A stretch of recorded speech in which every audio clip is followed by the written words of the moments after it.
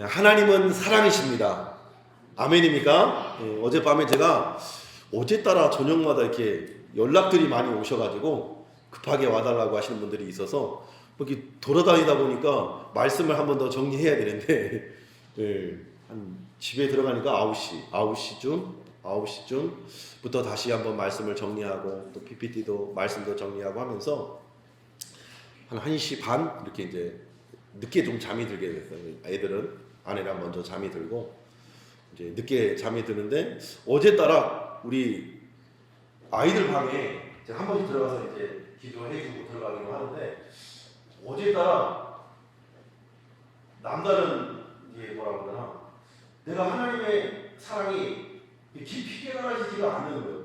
고민이었고 한 주간의 시름이었고 하나님의 그 놀라운 사랑을 사도 바울처럼 이 불붙는 심정으로 뜨거운 심정으로 전할 수 있는 능력이 없는 거예요, 저에게. 그래서 하나님과 한계를 경험하고 하나님 좀 도와주세요. 이 사람을 좀 깨닫게 해주세요. 하나님 앞에 씨름하고 또 몸부림치는데 어제 딱 들어가서 우리 사랑하는 두 딸이 한 다리는 우리 주은이의 다리를 우리 지은이에게 폭에서 일단 누워있는 모습을 보는데 물끄러미 보는데 너무 사랑스러운 거예요. 여러분 자녀들 잠잘 때 우리 아이들 잠잘 때가 제일 이쁘지 않습니까? 잠잘 때 울고 떼쓰고 할 때는 힘든데 말하는 거 속상하고 할 때는 힘든데 자고 있는 모습을 가만히 보는데 너무 사랑스러운 거예요. 네, 아멘이죠. 너무 사랑스러워서 야 하나님 너무 사랑스럽네요. 그런데 내 동시에 저희가 처음 사역을 시작할 때 처음 주셨던 마음을 다시 한번 탁 내 마음을 주시는 거예요. 상윤아 사랑스럽니? 네 너무 사랑스러워요. 어떻게 이렇게 사랑스러울 수 있어요? 주님이 내 마음 가운데 처음 주셨던 그 마음 내가 너를 그렇게 사랑한다. 내가 너를 그렇게 사랑한다. 너희 내 마음 아니? 너는 우리 자녀를 사랑하는 이유가 뭐예요? 나를 똑 닮았어요. 이렇게 보고 저렇게 보도 아무리 엄마를 많이 닮았다 해도 이렇게 보면 나를 닮았어요. 그 하나님의 사랑이 제 안에 느껴지면서 하나님이 우리를 그토록 사랑하시는구나가 깨달아져요. 마치 부모가 자식을 위해서 동시에 생각이 드는 게 그거였어요. 이 복음을 묵상하면서 예수님이 나를 구원해 주시기 위해서 자기 아들 독생자를 내어주셨다? 내가 우리 현호를 위해서 현호를 살려야 돼. 현호를 살리기 위해서는 우리 주연이의 심장을 꺼내줘야 돼. 주연이가 피를 흘려야 되고 주연이가 죽어야 돼. 못하는 것 같아요. 솔직한 거예요. 여러분 할 수 있습니까? 우리 하믹이 현호를 살리기 위해서 우리 하믹의 생명을 내줄 수 있습니까? 못하겠죠. 그러나 동시에 제 마음 가운데 어떤 마음이 있냐면 내 딸은 못 줘도 내 목숨은 줄 수 있겠구나. 내 콩팥 하나는 떼줄 수 있겠구나. 그런 마음을 품게 되었어요. 그래서 성삼위 하나님은 한 분이라고 하잖아요. 예수님도 성자 하나님이시기 때문에 자신을 아들된 모습으로 우리에게 보내주신 것입니다. 그분이 예수 그리스도이신 것입니다. 아들 독생자인 동시에 하나님 자신을 우리 온 인류를 구원하시기 위해서 생명으로 보내주신 것입니다. 저 여러분이 이 사랑을 받아들인 존재인줄 믿으시길 축복합니다. 이렇게만 하면 또 감동이 별로 없어요. 이렇게만 하면 감동이 없고 성경 오늘 본문에서는 그리스도 안에 있는 속량으로 말미암아 하나님의 은혜로 값없이 의롭다 하심을 얻은 자 되었느니라. 하나님의 은혜로 됐는데 어떤 상태에서 하나님의 은혜로 구원받았는가? 나는 누구인가라고 하는 그 존재론적 질문이 우리에게 꼭 필요하다는 거예요. 나는 누구인가? 나에 대해서 내가 어떤 존재인지, 인간이 어떤 존재인지를 분명히 인식할 때 비로소 하나님의 은혜와 사랑이 얼마나 큰지가 깨달아지는 거예요. 여러분 100만 원 빌렸는데 100만 원 탕감해 줬어요. 기뻐요? 안 기뻐요? 기쁘죠. 1,000만 원 빌렸는데 1,000만 원을 탕감받았어요. 기뻐요, 안 기뻐요? 기쁘죠. 1억, 10억, 100억을 빚졌는데 사업이 부도나가지고 100억을 빚져서 이 사람 저 사람 다 어떻게 감당할 수 없는 피해를 입혔는데 이것을 누군가 나타나서 다 복구해 준다고 생각해봐요. 얼마나 그 은혜와 감격이 크겠습니까? 우리가 우리 자신을 깨달으면 깨달을수록, 우리의 죄와 연약함과 한계를 깨달으면 깨달을수록 하나님의 은혜와 사랑이 더 커진다는 거예요. 그래서 오늘 우리가 읽진 않았지만 로마서 3장 20절 말씀에 보면 3장 20절 말씀에 보면 우리 함께 읽어볼게요. 시작. 그러므로 율법의 행위로 그 앞에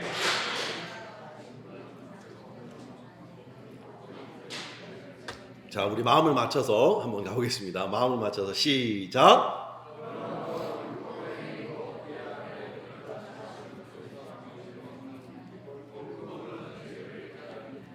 율법의 행위로 하나님 앞에 의롭다고 인정하심을 얻을 육체가 하나도 없고 오직 율법으로는 죄를 깨달을 수밖에 없다고 했어요. 하나님의 말씀을 우리가 다 지켜야지 하는 순간 우리는 한계에 도달할 수밖에 없다는 거예요. 그러나 이 율법의 말씀으로 뭘 깨달아요? 죄를 깨달을 수 있다라고 말씀합니다. 여러분, 10계명 중에 우리에게 10계명이 주어졌어요. 그렇죠? 10계명 중에 하나를 어겼어요. 그러면은 9개를 다 지켰는데 이 10계명을 지킨 겁니까? 어긴 겁니까? 자, 현우에게 한번 질문할게요. 자, 10계명이 있어요. 10계명 알아요? 10계명 여기 앞에 있는데 10계명 9개를 다 지켰어요. 그런데 딱 한 개를 어겼어요. 안식일을 기억하여 거룩하게 지키라. 하나님을 한 주에 한 번씩 예배할 수 있는 날을 못 지켰어요. 그러면 율법을 지킨 거예요? 어긴 거예요? 자, 현우. 지킨 거예요? 어긴 거예요? 율법 10개 중에 한 개를 어겼어요. 그럼 율법을 지킨 거예요? 어긴 거예요? 어긴 거예요. 정답. 우리 박수를 드리겠습니다. 자, 율법 10개 중 한 개를 어겼어요. 어긴 거예요? 지킨 거예요? 어긴 거예요. 그런데 이 유대인들은 이 율법의 좀 20계명을 더 디테일하게 하나하나 조각조각 내서 613가지의 율법을 만들었다고 해요. 그거를 제가 한번 프린트해 보니까 6페이지 동안 띄어쓰기 없이 1, 2, 3, 4, 5, 6, 7, 8, 9, 10 해가지고 613가지가 나오죠. 여러분, 그거를 어떻게 다 지킬 수 있어요, 인간이? 못 지켜요. 이 10계명도 다 제대로 지키기 어려운데 613가지 율법을 어떻게 우리 인간이 다 지킬 수 있다는 것입니다. 심지어 성경 말씀이 우리의 죄를 구체적으로 깨닫게 해주시는데 얼마나 구체적으로 깨닫게 해주시느냐? 히브리서 4장 11절, 12절과 13절에 이렇게 말합니다. 우리 한 목소리 읽어볼게요. 시작.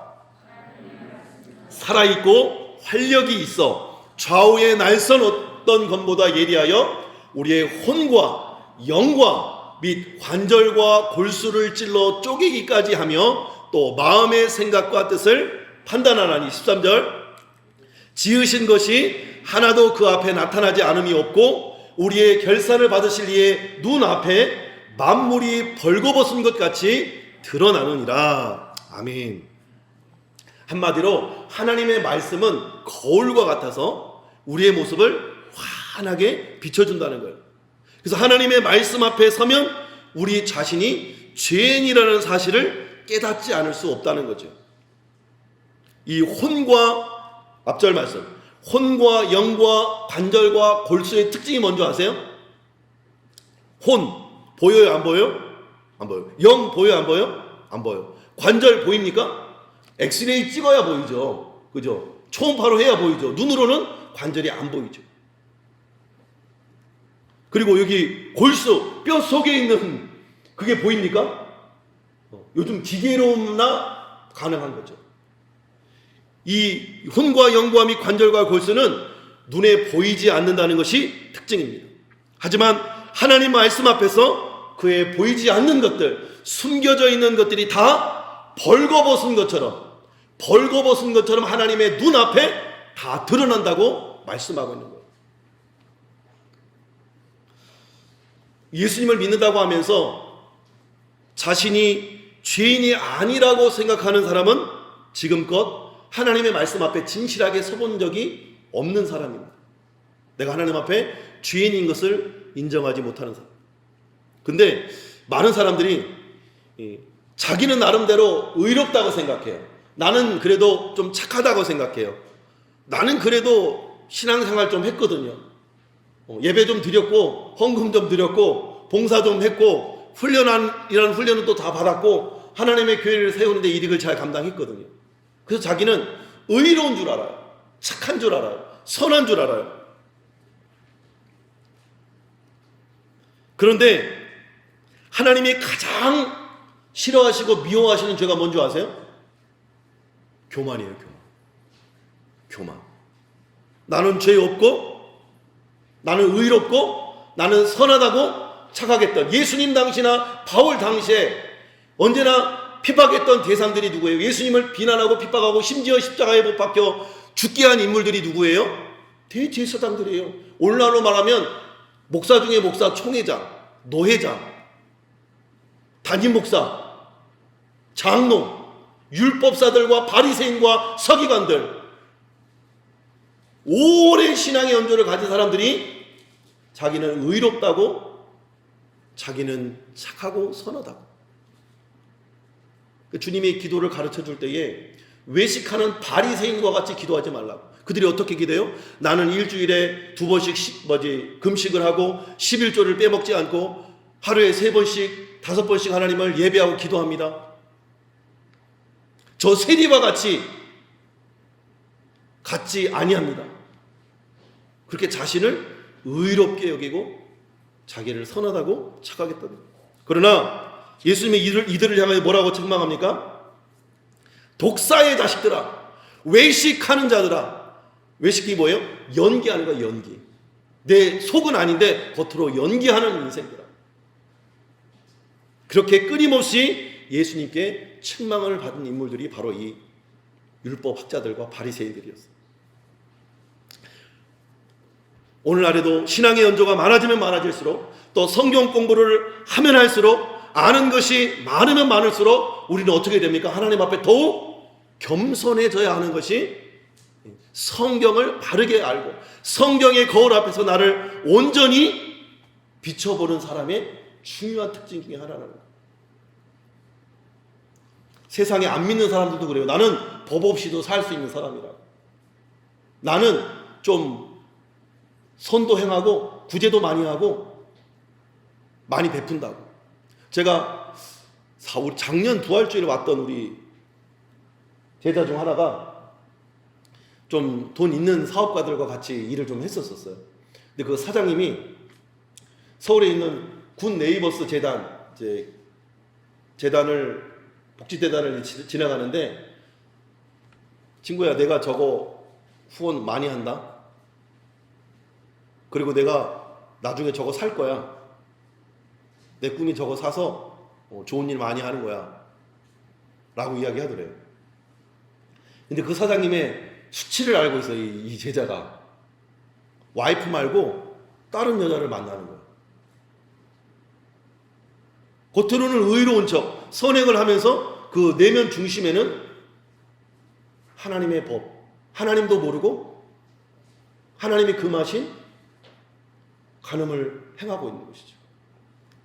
그것이 우리 인간의 본질이라는 거예요. 그래서 하나님의 말씀의 거울 앞에 우리를 비춰보면 의로운 사람은 한 사람도 없다. 의인은 없나니 하나도 없으며 모든 사람이 죄를 범하였음에 하나님의 영광에 이르지 못한다 말씀하고 있는 겁니다. 여러분, 인정하시나요? 우리 모두가 죄인인 것을? 네. 이처럼 예수님을 믿는 그리스도인들이 예수 안에 살고 은혜 안에 살기 위해서는 이렇게 자신이 누구인지를 정확하게 아는 것이 중요합니다. 나는 누구라고요? 죄인이라고. 저는 저 자신을 생각할 때 제가 목사가 안 됐으면 어떻게 됐을까 한번 생각해 봐요. 목사가 안 됐으면 뉴스에 한번 나왔을 것 같아요. 열정도 강하고 뭔가 이 성공력도 강하기 때문에, 그죠? 뉴스에 한번 나왔을 것 같아요. 근데 하나님의 은혜로, 하나님의 극진한 은혜로 수많은 사업의 실패를 통해서 저를 낮추셔서 하나님의 종으로, 그리스도의 노예로 살게 해주셨어요. 이것이 얼마나 큰 은혜요 축복입니까?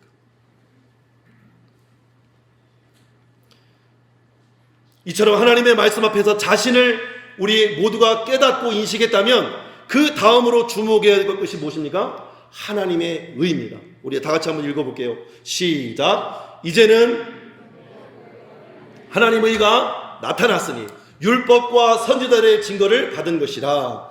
곧 예수 그리스도를 믿음으로 말미암아 모든 믿는 자에게 미치는 하나님의 의니 차별이 없느니라. 아멘. 하나님의 의가 나타났대요. 율법으로는 우리의 행위와 도덕과 윤리와 도덕으로는 하나님의 영광에 이르지 못하기 때문에 하나님이 하나님의 의를 우리에게 보여주셨어요. 하나님의 한 의를 나타내 보여주셨어요. 그것이 뭐예요? 22절에 곧 예수 그리스도를 믿는 믿음으로 말미암아 모든 믿는 자에게 미치는 하나님의 의인이 차별이 없다라고, 이 차별이 없는 하나님의 의를 우리에게 선물해 주셨다고 말씀해 줍니다.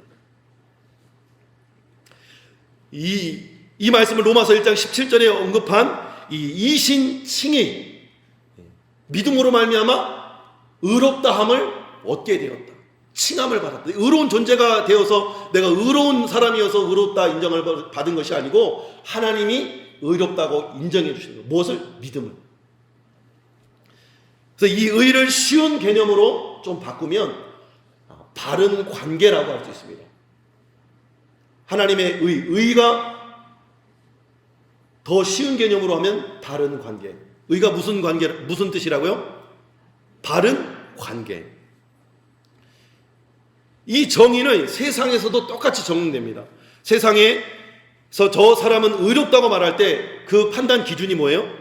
그가 어떤 사람들과 어떤 관계를 맺느냐에 따라서 의로우냐 안 의로우냐를 우리는 판단합니다. 예를 들어 우리 부부가 있어요. 부부가 있는데 밖에서 훌륭한 일을 해요. 남편이 훌륭한 일을 해요. 나라 일을 돌보고 독립운동가였어요. 근데 가정에서 아내를 폭행하고 아내랑 어그러진 관계를 갖고 있어요. 여러분, 그 사람이 의로운 사람입니까? 의로운 사람이에요? 아니죠. 독립운동가인데 나라를 일으켰는데 일본 외노미에서 우리를 나라를 구원했는데 의로운 사람 아니에요? 아니에요. 의롭다고 말할 수 없는 거예요. 뭐 나라에서는 그를 의롭다고 말할 수 있지만 아내 입장에서는, 가정의 입장에서는 의롭다고 말할 수, 그는 악하고 부도덕하고 불의하다고 말할 수밖에 없는 거예요. 부모와 자식이 부모에게, 부모가 자식에게 마땅히 해야 할 의무를 감당하지 못하고 유기한다면 그것도 마찬가지. 그 부모와의 관계가 어그러져 있다면 아무리 부유하고 아무리 높은 관직에 있고 아무리 좋은 일을 많이 하고 많은 선행을 행한다 할지라도 그 삶은 의로운 삶이라고 말할 수 없는 것이죠. 가정뿐만 아니라 사회에도 마찬가지입니다. 어떤 사람은 가정적으로는 엄청 평화로워요. 근데 세상에서 너무 이기적으로 살아가. 남을 배려할 줄도 모르고 자기 일은 너무나 불성실하게 행하고 직장에서든 학교에서든 인정을 못 받는 거예요. 그런 사람이 의롭다고 말할 수 있습니까? 가정, 아내한테는 너무 잘해. 자녀들에게는 너무 잘해. 근데 이웃에게는 너무 함부로 돼요. 그럼 그 사람은 가정에서는 의로운 사람일 수 있지만, 의로운 아빠, 착한 아빠일 수 있지만 세상에서는 의롭다고 말할 수 없는 것이죠. 그런데 더 큰 문제가 있습니다. 이 사람들이 판단하는 기준이 상대적이라는 거예요. 절대적인 기준이 아니라 상대적이라는 거예요. 어떤 사람에게는 의인이지만 어떤 사람에게는 불의한 사람이 될 수 있다는 거예요. 여러분, 독립운동가 안중근 의사 알죠? 안중근 의사, 오를의 선비사, 의로운 선비라고 부릅니다. 우리나라에서는 안중근 의사라고 불러요. 그러면 안중근 의사를 일본에서는 뭐라고 불러요? 일본에서는 뭐라고 불러요? 일본에서도 안중근 의사를 의로운 선비라고 봅니까? 아니에요. 일본에서는 안중근 의사를 폭도라고 규정합니다. 우리나라를 괴롭혔던, 압제했던 이토 히로부미를 우리나라는 어떻게 봅니까? 그야말로 우리나라의 폭도죠. 그죠? 우리가 볼 때는. 근데 일본에서는 위대한 아버지, 위대한 선구자, 위대한 지도자로 칭호를 받고 있어. 좀 인간의 기준과 잣대가 이렇게 불안정하다는 거예요. 우리 인간관계에서도 마찬가지예요. 네 편은 나쁜 놈, 내 편은 착한 놈이에요. 네 편은 좋은 놈, 내 편은 나쁜 놈이에요. 네 편은 나쁜 놈, 내 편은 좋은 놈. 그잖아요? 나랑 좀 친하면 좀 잘못해도 허물을 다 덮어줘요. 근데 나랑 좀 거리가 있으면 나랑 뭐니까 나랑 상관없으니까 조금만 잘못해도 그냥 가차없는 폭행을 가라는 거예요.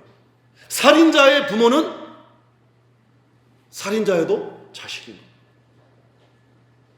살인자여도 자식은 부모에게는 자식입니다. 사랑의 눈으로 봐주죠.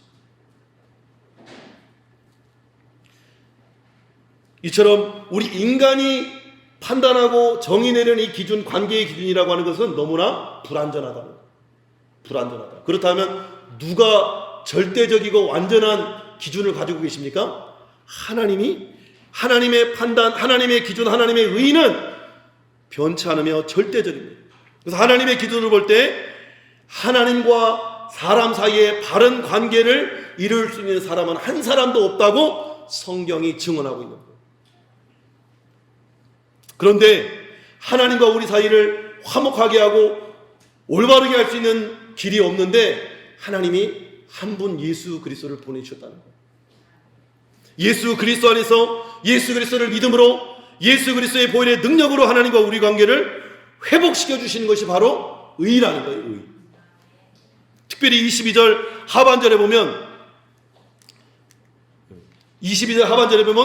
곧 예수 그리스도를 믿음으로 말미암아 모든 믿는 자에게 비치는 하나님의 의인이 이것이 뭐라고요? 차별이 있다고 없다고요? 차별이 없다고. 차별이 없다고.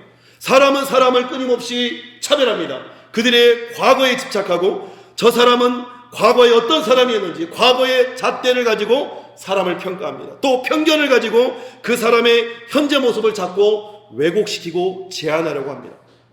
그러나 하나님께서는 그리스도를 믿는 모든 사람들에게 차별이 없는 하나님의 의를 주시고 하나님과의 관계를 회복시켜 준다고 말씀하고 있는 거예요. 이것이 하나님의 은혜라고 하는 거예요. 뭐라고 한다고요? 하나님의 은혜.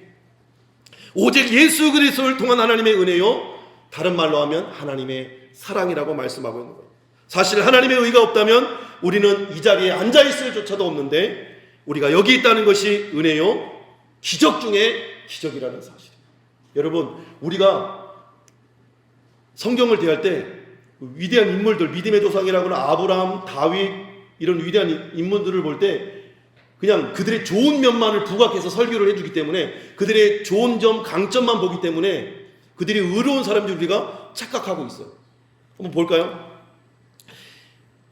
마태복음 1장에 나오는 이 족보를 보면 아브라함과 다윗에서 나온 예수 그리스도의 계보라 해서 아브라함은 이삭을 낳고 이삭은 야곱을 낳고 야곱은 유다와 그의 형제들을 낳고 유다는 다말에서 세레를 낳고 하면서 라합, 룻, 다윗, 우리아의 아내 바세바와 솔로몬을 낳고 이렇게 마태복음 1장에서 마태복음 1장 1절에서 6절인데 나와 있습니다. 여기서 보면 누구의 족보예요? 예수 그리스도의 족보입니다. 이 족보에 누가 들어갔어요? 4명의 여자들을 살펴보겠습니다. 4명의 여자들은 누구입니까? 다말. 첫 번째 다말은 시아버지와 동침한 부도덕한 여인이었습니다. 두 번째로 라합은 기생 출신이었습니다. 오늘날로 말하면 술집 여자였습니다. 세 번째로 룻인데 이스라엘 사람들에게 이방 여인, 특별히 모압 여인은 개처럼 여기던 민족이었습니다.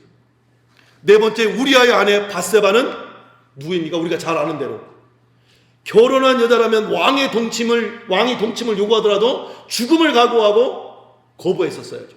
근데 왕의 동침을 받아들이고 임신하니까 남편한테 말 안 하고 왕 다윗에게만 말합니다. 그랬더니 다윗이 어떻게 해요? 우리아는 전장에 나가 앞장서 죽여버리고 그 아내를 자기 아내로 삼습니다. 버젓이 다윗의 아내가 되어 살아가는 모습을 볼 수 있어요. 오늘날로 말하면 돌에 맞아 죽을 거예요. 진짜 미투에 나오든지 언론에서 날마다 그의 불의를 떠들어댈 것입니다. 탐 뉴스거리였어요. 여자들 뿐입니까? 남자들은 어떻습니까? 아브람이 어떤 존재인지 자세히 읽어보면, 아브람의 일대기를 자세히 읽어보면 그는 자신의 목숨을 구걸하기 위해서 아내를 누이라고 거짓말합니다. 그래서 아내를 왕의 부인으로 뺏길 뻔한 2번 위험을 경험하게 되었죠. 아내를 누이라고 거짓말해서 아비멜렉 왕에게, 바로 왕에게 2번 빼앗길 뻔해요. 2번 빼앗기면 어떻게 돼요? 하나님의 약속은 취소되게 되죠. 하나님이 개입하셔서 손대면 죽는다 그리고 건져내신 거예요. 그런데 그 아브람을 믿음의 조상의 반열로 하나님이 올려주셨어요. 이것이 은혜죠. 야곱은 어떻습니까? 형 에사에게 장자의 권한과 축복을 빼앗았던 인물이에요. 거짓말해가지고 형의 옷을 입고 아버지 제가 에서입니다. 제가 에서입니다 하고 기도를 받은 거예요. 거짓말이잖아. 새빨간 거짓말이잖아. 그런데 이스라엘 예수님의 족보 안에 들어오고, 다윗은 어떻습니까? 아까도 말했지만 자신의 저격을 채우기 위해서 자신의 충신의 아내를 범할 뿐만 아니라 자신의 충신을 전장에 내보내 죽였던 살인마요, 성범죄자였던 거예요. 솔로몬은 어떻습니까? 그 당시의 문화는 나라와 나라가 결혼을 통해서 전략적 이 제휴를 맺었어요. 서로 공격하지 말자. 친 정책을 폈던 것이죠. 친외교 정책을 폈던 것이죠. 그래서 처첩이 1,000명이나 두었던 희대의 방탕하였습니다. 여러분, 율법으로 따지자면 이상의 사람들은 절대로 구원받을 수 있습니까? 없습니까? 없습니다. 죽어 마땅합니다. 당시 율법으로 돌로 쳐서 죽여야 마땅한 존재들이었습니다. 크나큰 죄를 지은 사람들이 어떻게 구원을 받을 수 있습니까? 그런데 성경에서 그들이 멸망당했다고 기록합니까? 오늘 예수 그리스도의 족보 안에 그들을 올려놓은 엄청난 은혜죠. 그뿐 아니라 이들은 어느 누구 하나 예수님의 거룩한 성품과는 거리가 있어 보입니다. 그런데 예수님의 족보 안에 들어와 있습니다. 이것을 무엇을 의미합니까? 누구든지 예수 안에 있으면 기생이든 살인자든 탕자였던 사기꾼이었던 거짓말쟁이였던 상관없이 하나님께서 하나님의 의를 그에게 주셔서 하나님과의 관계를 바르게 회복시켜준다는 약속의 말씀입니다. 이 같은 하나님의 의로 인해 우리가 오늘 바로 이 자리에 하나님 앞에 나올 수 있게 된 줄 믿으시길 축복합니다. 성경의 기준으로 볼 때 우리 모두는 너희가 마음으로 미워했느냐 살인했다, 마음으로 누명을 품었냐 간음했다, 마음으로 남의 것을 탐했느냐 도적질했다. 이 성경의 기준 앞에, 말씀의 거울 앞에 발가벗은 우리를 볼 때 어떻게 우리가 죄인이 아니라고 부정할 수 있겠습니까? 그런데 우리에게도 하나님의 의가 주어졌다고 말씀합니다. 다시 한번 읽어볼까? 오늘 본문 말씀 시작. 속량으로 말미암아 하나님의 은혜로 값없이 의롭다 하심을 얻은 자 되었습니다. 여기서 하나님의 은혜란 그야말로 하나님께서 값없이 조건 없이 주시는 은혜의 선물을 의미합니다. 우리가 조금이라도 잘나서 하나님의 은혜를 받은 존재가 아니라는 거예요. 종교개혁가 마르틴 루터는 성경을 읽고 나서 이렇게 고백합니다. 내가 만약 하나님이었다면 나를 포함해 세상의 모든 사람들을 다 멸했을 것이다. 하나님의 말씀을 읽어보니 심판받지 않을 사람이 없고 하나님의 율법 안에 의롭다고 인정받을 만한 사람이 한 사람도 없다고 깨달았던 것이죠. 그런데 하나님께서 일방적으로 속량의 은혜를 주심으로 하나님의 의를 우리에게 허락해 주신 줄로 믿으시길 축복합니다. 여러분, 이 속량의 의미가 값을 대신 지불했다는 거예요. 하나님이 우리를 대신해서 예수님의 피값으로 하나님의 의를 이루기 위한 사망의 피값, 죄의 피값을 치르셨다는 거예요. 이 하나님의 은혜라는 것은 결국 하나님의 사랑을 의미합니다. 우리를 사랑하시기에 베풀어 주신 하나님의 은혜요, 속량이라는 거예요. 이 속량이라는 단어는 아까도 말했지만 노예 시장에서 노예를 산 뒤에 노예 증서를 찢어버리고 그를 자유를 허락해 주는 것을 의미합니다. 누가 이것을 할 수 있습니까? 그 노예를 사랑하는 사람이면, 아니면 절대로 할 수 없는 행위예요. 노예를 값을 주고 샀으면 어떻게 돼요? 오늘날로 말하면 노예를 샀으면 노예가 그 값보다 더 많은 일을 할 수 있도록 일을 부리는 게 오늘날의 원리죠. 삶의 원리죠. 이 땅의 원리죠. 돈을 주고 월급을 줬으면 그 가치를 뽑아내는 것이 이 땅의 기업의 원리인 거예요. 그런데 하나님께서는 우리를 사랑하심으로 이 원리, 세상의 원리와 방법이 아닌 하나님의 방법, 하나님의 사랑, 하나님의 은혜로 우리를 속량해 주시고 값을 대신 치러주시고 우리에게 죄 용서를 선언해 주시고 영원한 생명을 선물로 허락해 주신 줄 믿으시길 축복합니다. 그래서 어제 이 말씀을 정리하면서 한 권사님의 간증을 보게 됐어요. 한 권사님이, 한 며느리가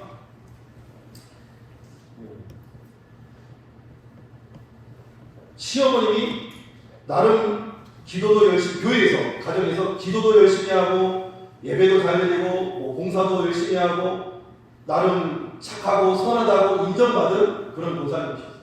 근데 그 권사님이 90세가 되었는데 그에게 사랑하는 딸이 있었는데 딸 사위가 도망쳤다가 10년 전에 다시 돌아왔어요. 근데 10년이 지나도록 그 사위를 용서하지 못하고 받아들이고 품지 못하는, 얼굴도 안 보고. 그래서 이 며느리가 같은 신앙인으로 어머니를 바라볼 때 어머니가 저 사위를 용서해줬으면 하고 기도하는 거예요. 계속 기도하는데 어머님이 받아들이질 않아요. 그래서 어머니 건강도 약해지고 이제 가실 날이 얼마 남지 않은 것 같아서 어머님한테 부탁했대요. 어머님이 이게 가슴에 손을 얹고, 병상에 있는 어머니 가슴에 손을 얹고, 어머님 여기 마음에 예수님이 계신가요? 물어봤대요. 그랬더니 계신다고 믿는다 그랬대요. 주님이 여기 계십니다 라고 말하지 못하고 계신다고 믿는다. 어머니 구원 받은 거 맞으세요? 어머니 구원 받으셨어요? 물어봤더니 나 예전에 구원 받았잖아 라고 말하는 거예요. 그래서 이 며느리가 이 어머니를 위해서 어머니가 받은 구원이 그 사위를 10년 전 떠났던 사위가 돌아왔던 그 사위를 받아들이지 못할 만큼, 그 사위를 용서하지 못할 만큼 그렇게 가치가 없는 구원입니까? 가치가 하찮은 구원입니까? 라고 엄마한테 반문합니다. 그래서 그 엄마를 위해서 기도해요.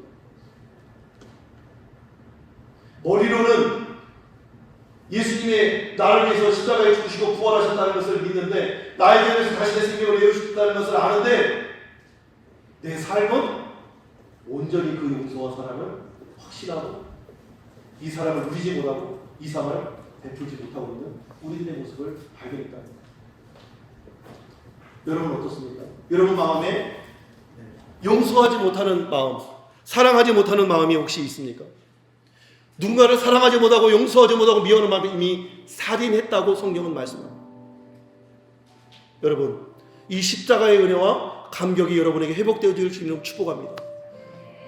나 같은 죄인 살리신 주님의 은혜 놀랍고 크기 때문에, 내가 의인이 아니라 죄인이기 때문에 용서 못할 리가 없고 품지 못할 리가 없고 사랑하지 못할 리가 없는 줄로 믿으시길 축복합니다. 이 사랑이 우리 패스웨이 모든 공동체와 우리 한국교회에 넘쳐나기를 다시 한번 주님 이름으로 축복합니다. 우리 기도 찬양